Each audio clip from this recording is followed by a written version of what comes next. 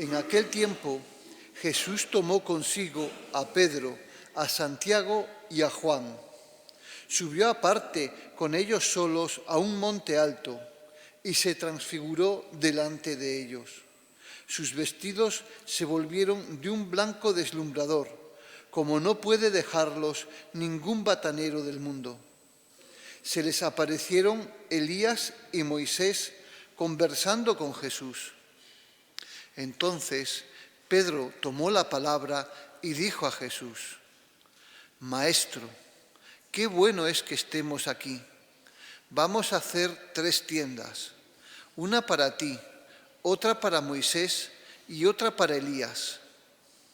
No sabía qué decir, pues estaban asustados.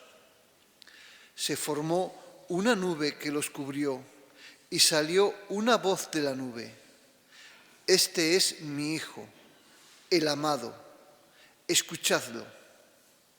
De pronto, al mirar alrededor, no vieron a nadie más que a Jesús solo con ellos. Cuando bajaban del monte, les ordenó que no contasen a nadie lo que habían visto hasta que el Hijo del Hombre resucitara de entre los muertos. Esto se les quedó grabado y discutían qué quería decir aquello de resucitar de entre los muertos. Palabra del Señor. Gloria a ti, Señor.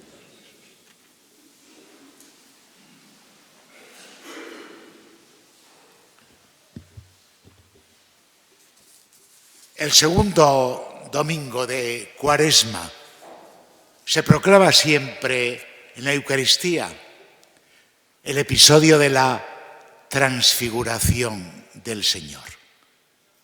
Todos los años, sea en el ciclo A, ciclo B, que es en el que estamos, o el ciclo C. Y tiene naturalmente una pedagogía. Estamos peregrinando por Cuaresma, caminando por Cuaresma, vamos camino de la Pascua.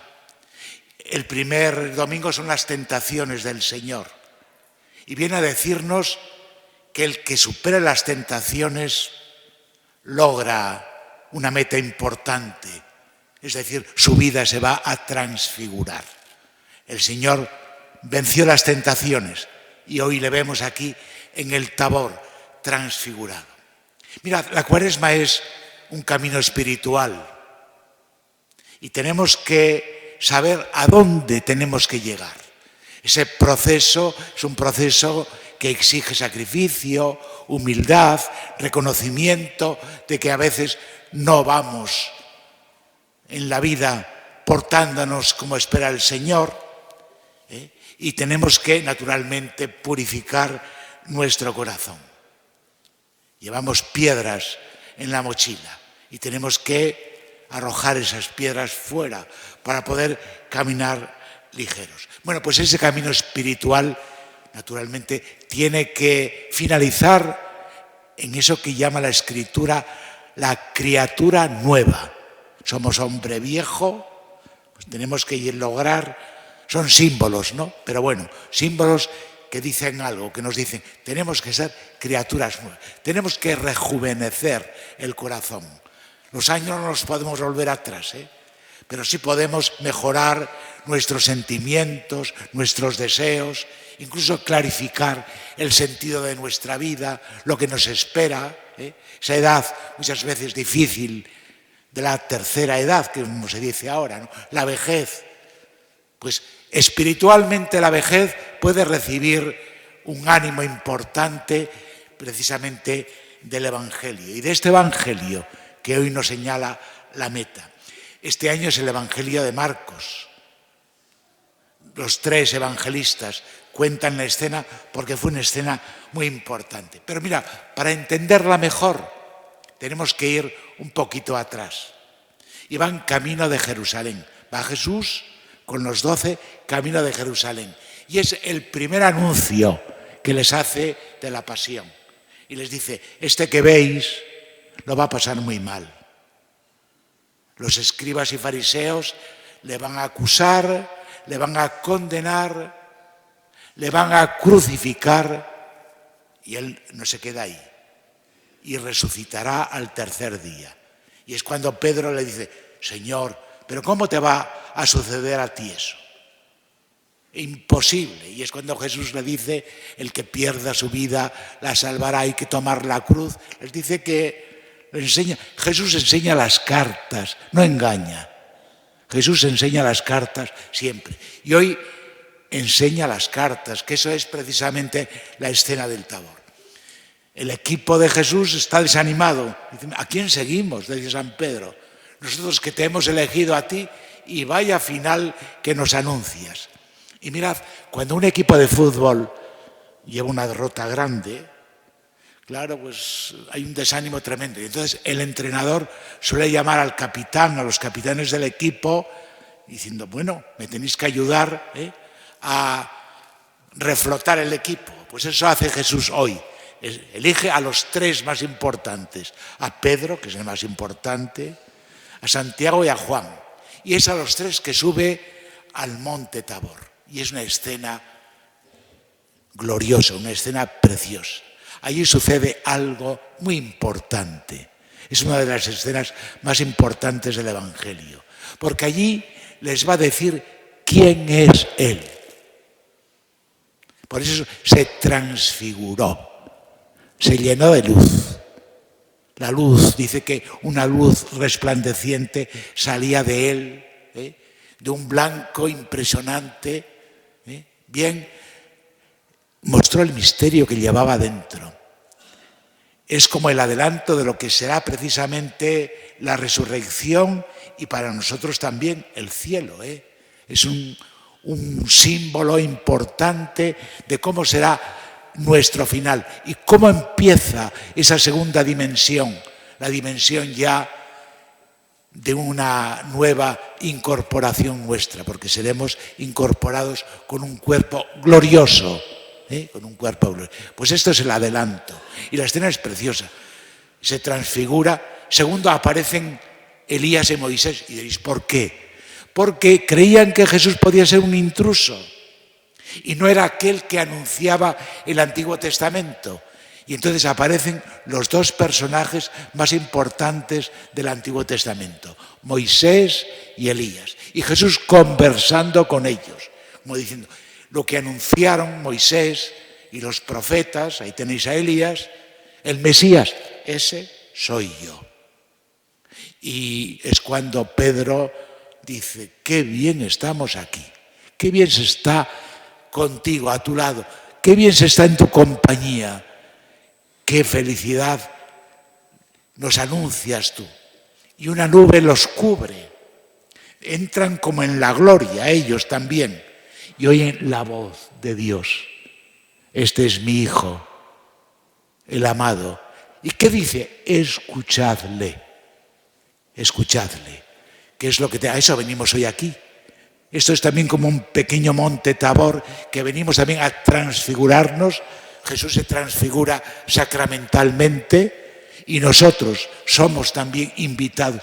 Qué bien se está sentado a tu mesa. Y tenemos que escuchar la voz del Señor. Por eso en la Eucaristía se proclama el Evangelio. Y luego Jesús dice, amigos, qué bien se está aquí, sí, pero hay que bajar a la vida. Hay que ir a la realidad que nos toca vivir. Y les dice, no digáis a nadie eso del secreto mesiánico. ¿Por qué se lo dice? Porque hasta que resucite. Porque no quería que imaginaran una forma estrambótica de lo que iba a suceder. Como diciendo, después que suceda, después que resucite, lo decís. Ahora vosotros sois testigos privilegiados, pero tenéis que guardar el secreto de alguna manera, para que la gente pues no estropee precisamente este anuncio. Cuando suceda, cuando resucite, entonces podéis proclamarlo. Mirad, ¿y este Evangelio para qué vale? Yo digo, el Evangelio para la vida. Ayer, cuando iba camino de la quinta, que tenía el cursillo prematrimonial, 13 parejas de los que se van a casar este año, iba escuchando a la radio y iba hablando una psicóloga. Y hablaba a propósito de los que se han quedado sin nada, no ya solamente de los que han muerto en Valencia, sino de los que... Y decía, necesitan actuar la resiliencia. Yo me quedé así un poco pensando. Y explicó ella lo que era la resiliencia. La resiliencia es superar los momentos traumáticos. Y explicó de dónde venía. La resiliencia, primero, es un fenómeno físico de los metales, que se doblan, son maleables y pueden volver a recobrar, una vez que los doblas, volver otra vez a la figura de antes, ¿no? Y dice, lo pasó a la psicología un judío cuyos padres francés, de origen francés, un origen judío, pero francés, cuyos padres murieron en Auschwitz, en la tragedia, que yo digo, ¿hasta dónde puede llegar el mal cuando el hombre es atrapado por él? Qué crueldades. Lo de Auschwitz, a mí me pone la carne de gallina. Yo estuve en Auschwitz, y en otro campo de concentración de Alemania. Y realmente aquello es terrible. Bien, pues este chaval tuvo que andar después huyendo, porque era perseguido por los judíos, escondiéndose, toda su niñez y toda su juventud. Y dijo él que tuvo al final que rehacerse, y por eso estudió medicina y luego estudió psiquiatría, para curarse él, para poder volver a recuperar y salir de aquella situación dramática de su infancia y de su juventud. Pues esto es también. Pues la Cuaresma es esto también un poco, reconstruir nuestra personalidad. Hombre, la resiliencia la usan algunos políticos, pero naturalmente de manera, iba a decir, estúpida, no es eso. Es una situación, es una cualidad de la persona para salir de los momentos difíciles y dramáticos. Pues también nosotros muchas veces estamos acostumbrados a decir, ya no soy maleable, ya no tengo capacidad para cambiar. ¿Cómo que no? La resiliencia es también una cualidad, una facultad humana. Segundo, nos vale para encontrar sentido a la vida. Vivimos muy aprisa. Hoy la filosofía, el pensar, ¿quién piensa hoy? Somos pensados, nos conducen, recibimos tal cantidad de información, no tenemos tiempo a digerirla y de alguna manera podemos perder nuestra autonomía, nuestra libertad interior. Y parece que a vivir, que son 2 días, es un poco también a disfrutar. Dice, la vida es corta, es el axioma de hoy, el mantra que se propaga en la sociedad actual. La vida es corta, a disfrutar. ¿No vamos a alguna parte? Mirad, a mí me ha llamado la atención el movimiento de Valencia. Se han quedado sin nada. Y ha habido un movimiento espiritual tremendo, primero de acercamiento a las personas, de preocupación por las personas, de generosidad con las personas, en fin, es un movimiento espiritual, lo cual quiere decir que además de organismo, en nosotros hay una dimensión espiritual que es la más importante, que sale a flote, sobre todo en situaciones, iba a decir, extremas como esta ahora, ¿no? Pues lo cuidamos muy poco, esta dimensión espiritual. Somos alma, hay que cuidar el alma, y lo cuidamos, vivimos tan aprisa. El sentido de la vida. Hoy Jesús nos dice cuál es la segunda dimensión, a dónde vamos a llegar. Y por último nos dice quién es Jesús. El Evangelio de Marcos es precisamente la respuesta a esta pregunta: ¿quién es Jesús para mí? Os dije que acaba el Evangelio con la lanzada del soldado, cuando le clava allí en el pecho y sale de su corazón sangre y agua. Y el soldado dice, verdaderamente este era Hijo de Dios. Pues es lo que dice Pedro también aquí hoy, qué bien estamos aquí. Hoy Jesús nos enseña su personalidad divina. Ha asumido nuestra naturaleza humana, para enseñarnos a vivir a nosotros, para compartir nuestra vida. Pero merece la pena seguir a Jesús. Era lo que seguimos a Jesús Jesús, ¿quién es para nosotros? ¿Merece la pena seguir hoy a Jesús? Pues esta es precisamente la respuesta que tenemos que dar hoy. Como Pedro nos sentimos a su lado, qué bien se está aquí contigo, Señor.